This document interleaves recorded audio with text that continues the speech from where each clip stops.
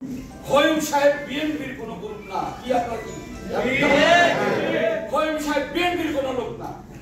খোয়েম সাহেব যদি বিএনপির লোক হয়, জেলা বিএনপিকে সে মানতে হবে, আমার ছাত্র দলকে মানতে হবে, আমার উপজেলা বিএনপিকে মানতে হবে, অ্যাডভোকেট লিয়াকত সাহেবকে মানতে হবে, জেলা বিএনপি অ্যাডভোকেট আসলাম সাহেবকে মানতে হবে। উনি এমপি হবেন আমাদের তো না নাই, অসুবিধা তো নাই। এই জেলা বিএনপির পিছনে পিছনে ঘুরে যদি উনি এমপি হইতে পারেন আমাদের তো আপত্তি নাই। তারেক রহমান সাহেব যদি ওনাকে নমিনেশন দেন, বিএনপির চেয়ারপারসন যদি খালেদা জিয়া ওনাদের নমিনেশন দেন, আমরা তো কেউ ওনার মতো নৌকায় ভোট দিতে যাব না।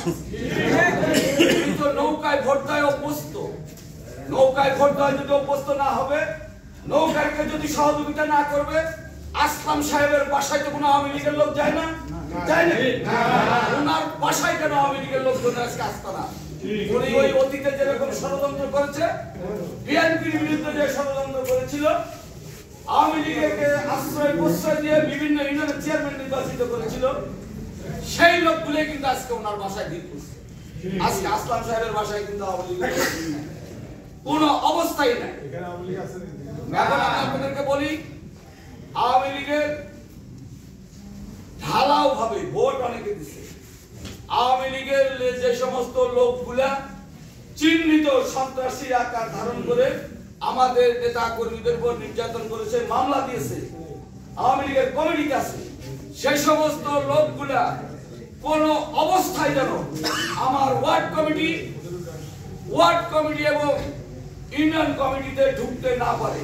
আমি আপনাদের কাছে অনুরোধ করলাম, যদি কোনো ওয়ার্ড কমিটিতে কেউ আপনারা ওই আওয়ামী লীগের কমিটিতে আছে এরকম কোন লোকজনকে ইনক্লুড করে থাকে, দয়া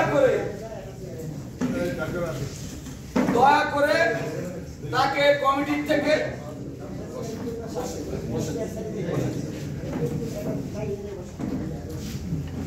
যদি দুই একজন থাকে, দয়া করে কমিটি অনুমোদন হওয়ার আগে তাদেরকে ওই কমিটির থেকে বাদ দিয়ে দিন।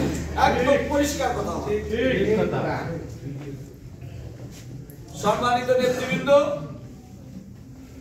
আমি আপনাদেরকে একটি কথা বলি, কথা আসছে আপনারা কমিটি পান নাই, এটা তো আমার বিরুদ্ধে একটা অভিযোগ। আপনারা কেন কমিটি পান নাই? এখানে আমার কিছু জবাব আছে। সেটা হলো